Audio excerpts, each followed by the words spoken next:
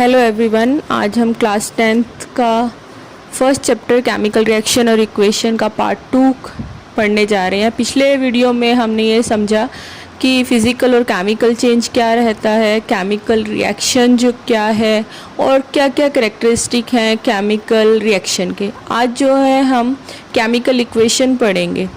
Chemical equation क्या होता है? केमिकल इक्वेशन को अगर हम डिफ़ाइन करें तो हम उसे बोलते हैं representation of chemical reaction using symbols and formulas of the substance. मतलब क्या है इसका कि जब भी हम कोई केमिकल रिएक्शन लेते हैं, उसको जब हम रिप्रेजेंट करते हैं तो उसके लिए हम क्या करते हैं, सब्सटेंस का एक एलिमेंट्स का सिंबल या हम फार्मूला यूज़ करते हैं। जैसे कि अगर एक जनरल हम इक्वेशन देखें, जैसे a प्लस बी, अगर हम कहें कि दोनों जो हैं कोई दो एलिमेंट्स हैं वो रिएक्ट किए और तो हमारे पास उन्होंने बनाया C और D।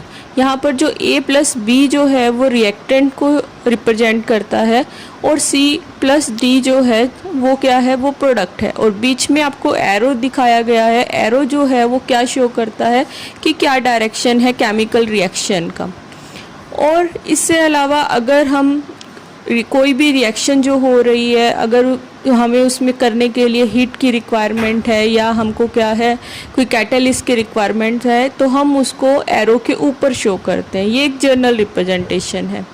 इससे अलावा क्या वे है केमिकल रिएक्शन को रिप्रेजेंट करने के लिए? उसके लिए हम 2 वे हैं जो हम यूज़ करते हैं। पहला होता है वर्ड इक्वेशन और दूसरा होता है केमिकल इक्वेशन।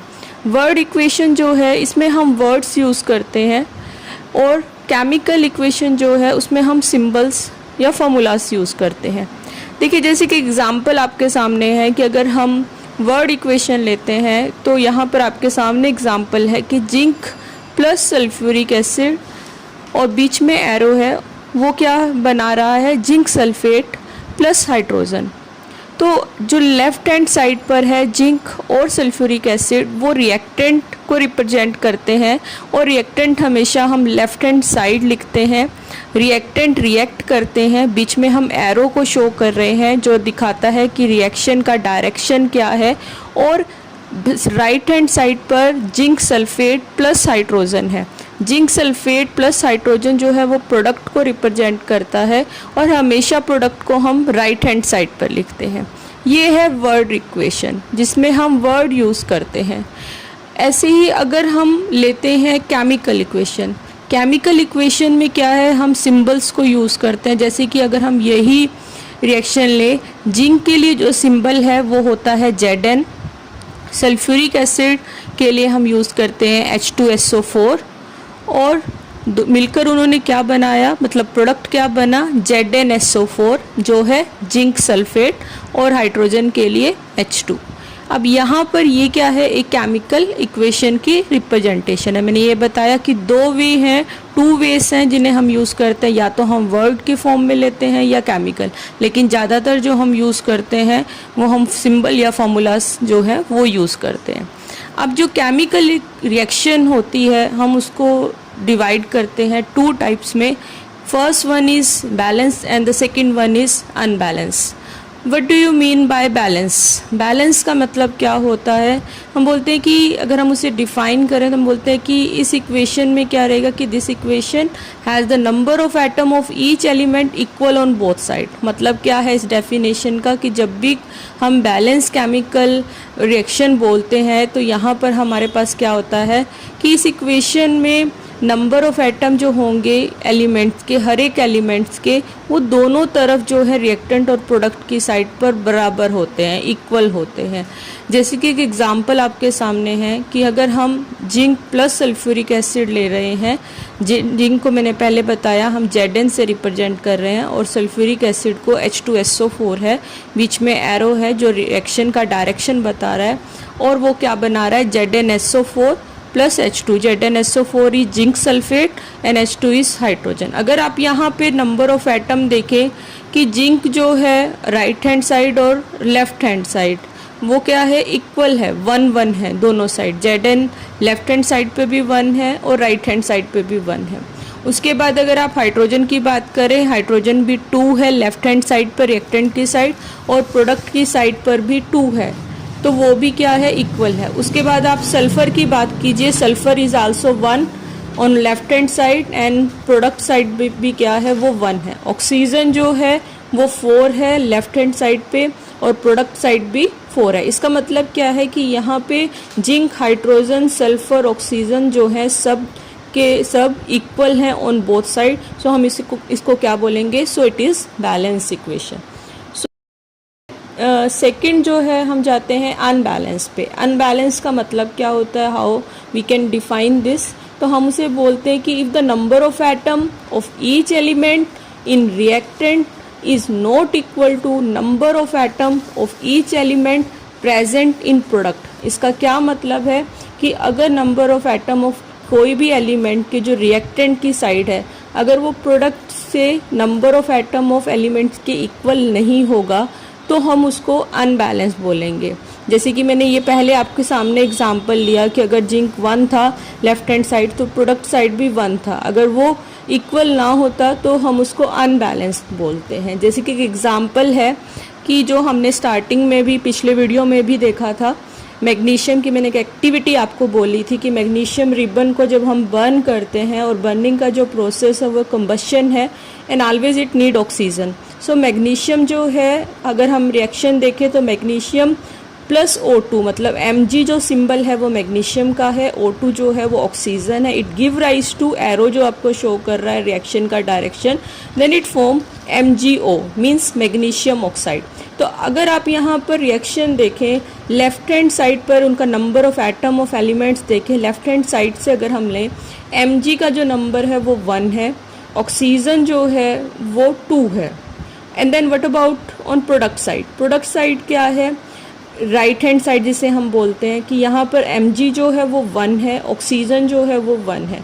इसका मतलब क्या है, number of atom of element जो है बोथ साइड पर वो इक्वल नहीं है, वो क्या है, दिस इज अनबैलेंस इक्वेशन। और इस तरह की केमिकल इक्वेशन को हम जो अनबैलेंस होती हैं, number of atom of elements equal नहीं होते हैं, हम उसे स्केलेटल केमिकल इक्वेशन भी बोलते हैं।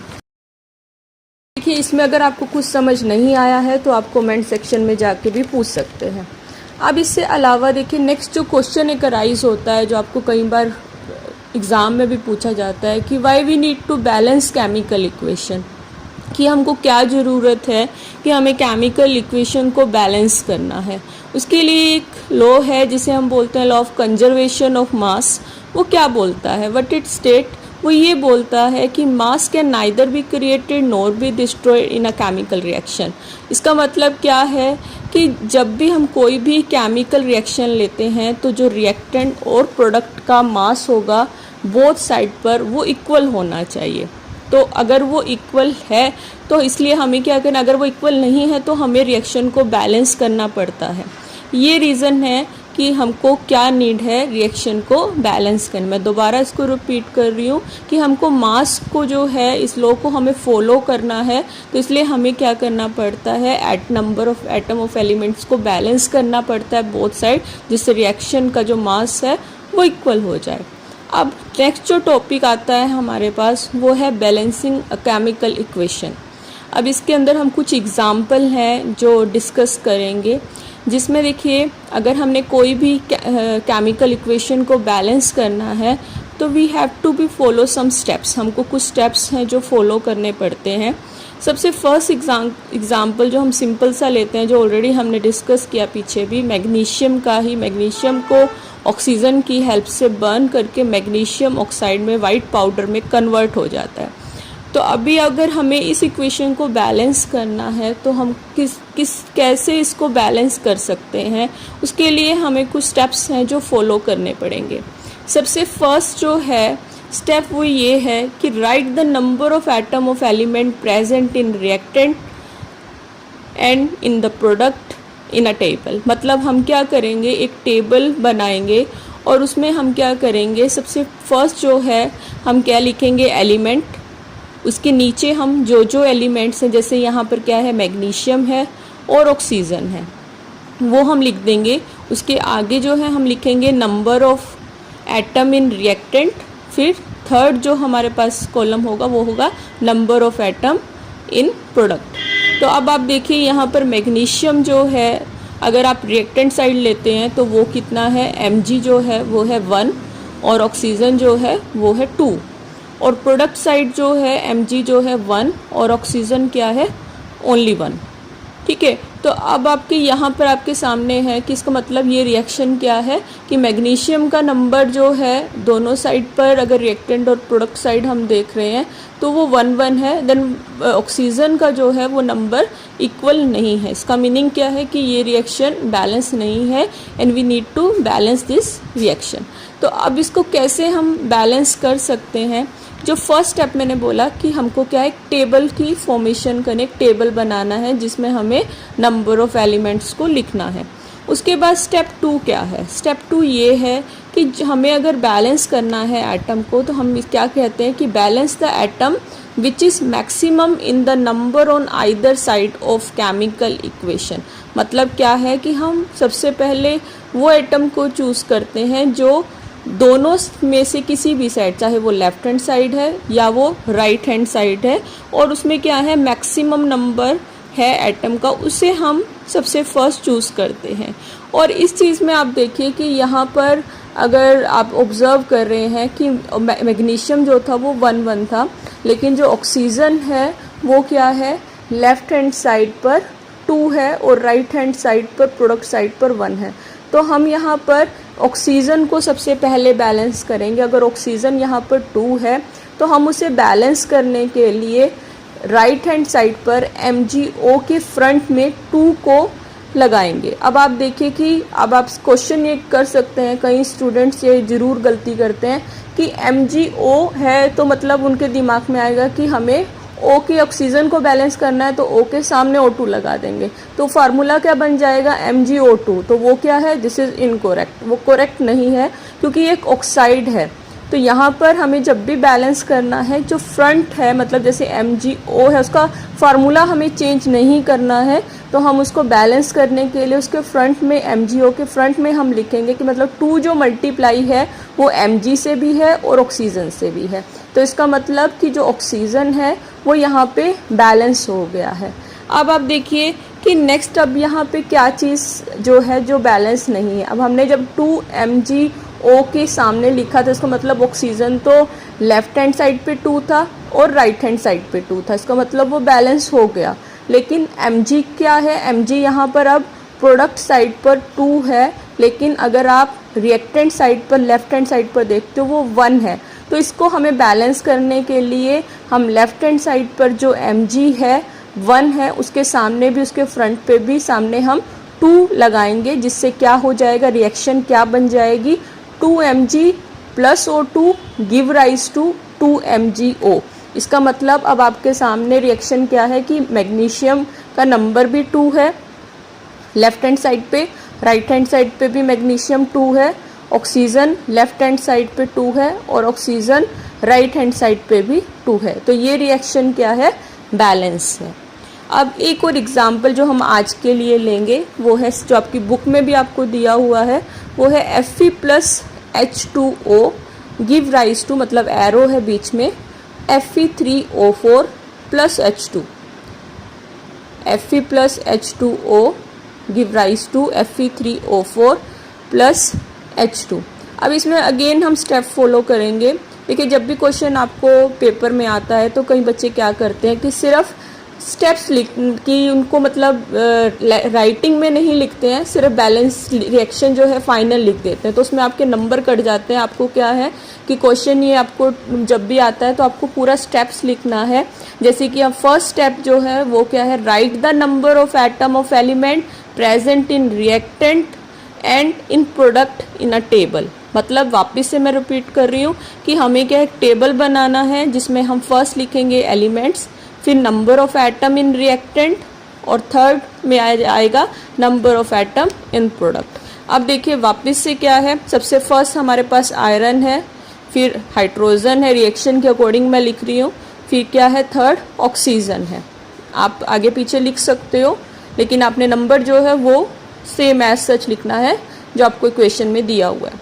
अब देखिए आयरन जो है नंबर ऑफ एटम, अगर आप रिएक्टेंट लेफ्ट हैंड साइड पर अगर आप देखोगे वो कितना है, only 1। then you have to be write 1.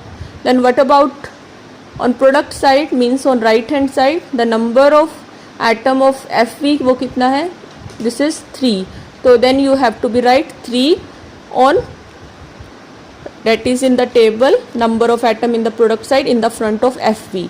ठीक है कि आपको क्या है 3 लिखना है Fe के सामने. मैंने बोला दोबारा से मैं रिपीट कर रही हूँ कि नंबर ऑफ एटम रिएक्टेंट का आयरन का Fe का 1 है रिएक्टेंट साइड और प्रोडक्ट में कितना है 3 है.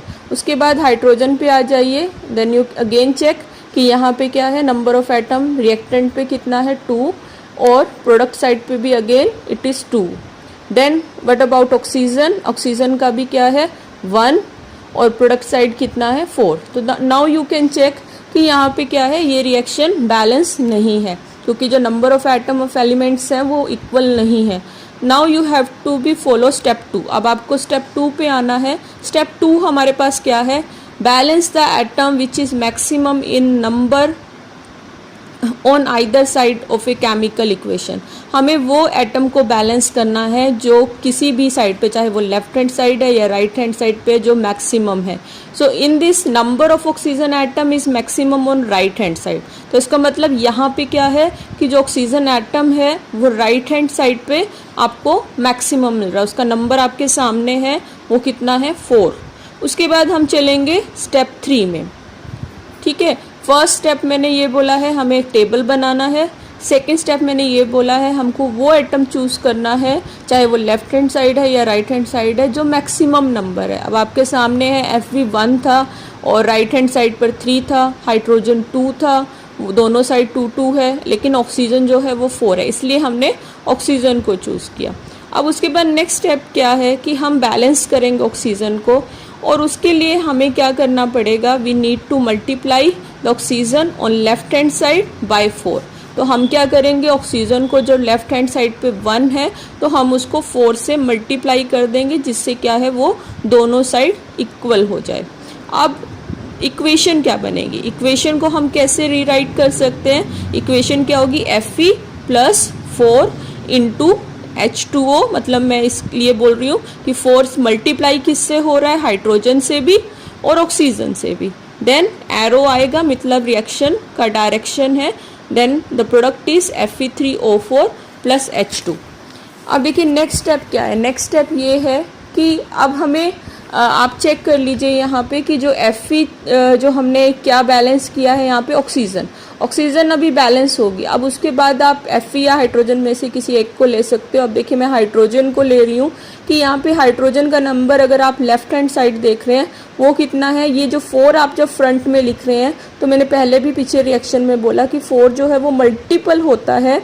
जो जिस भी आपने जैसे H2O के आगे लगाया तो ये 4 हाइड्रोजन से भी मल्टीपल है और ऑक्सीजन से भी मल्टीपल है. अब आपके सामने हाइड्रोजन जो है वो कितना है 2 है, तो इसका मतलब 4 मल्टीप्लाई बाय 2 कितना होता है 8. तो number of hydrogen left hand side पर कितने हो गए 8. देन आप राइट हैंड साइड पर देखिए प्रोडक्ट साइड पे, वहाँ पर हाइड्रोजन कितना है 2.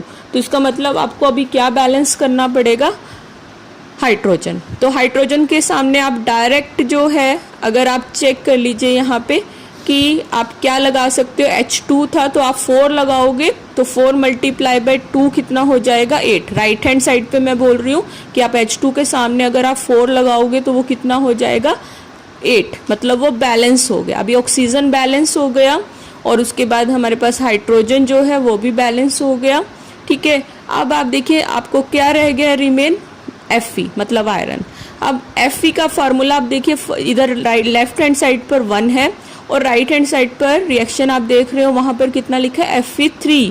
तो इसका मतलब आप डायरेक्टली Fe के सामने लेफ्ट हैंड साइड पर क्या लिख सकते हो 3. तो अगर आप 3 लिखोगे तो रिएक्शन हमारे पास क्या बनेगी, 3Fe plus 4H2O give rise to Fe3O4 plus 4H2. अब आपके सामने Fe जो है लेफ्ट हैंड साइड पे 3 है, हाइड्रोजन 8 है, राइट हैंड साइड पर भी 8 है. Fe जो है आयरन मैंने बोला वो भी बैलेंस है, हाइड्रोजन बैलेंस है, ऑक्सीजन 4 है, 4 मल्टीप्लाई बाय ऑक्सीजन है तो इसका मतलब 4 लेफ्ट हैंड साइड है और राइट हैंड साइड पर भी 4 है। तो इसका मतलब ये इक्वेशन जो है बैलेंस है।